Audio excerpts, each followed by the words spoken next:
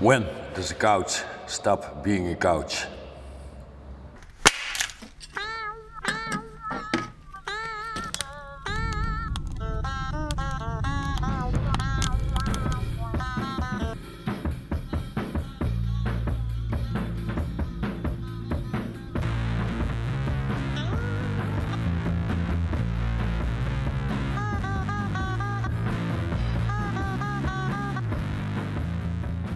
The pieces that Jungblut creates testify to an authentic approach to natural resources and really reflect his ambition to transcend the boundaries between the interior and the exterior, between form and functionality, and between the natural and the artificial.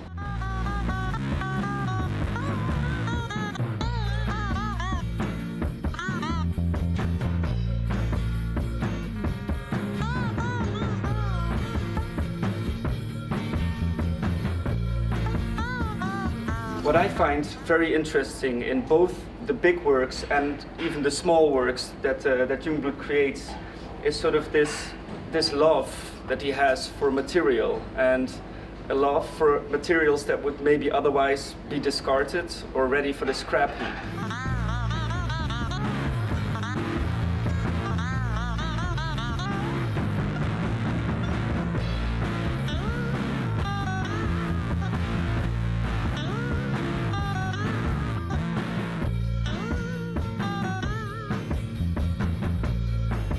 By giving these materials a lot of attention and a lot of care, he actually can transform them and make them into something new, something robust, something that is very natural, but still retains a sort of classic language within the arts.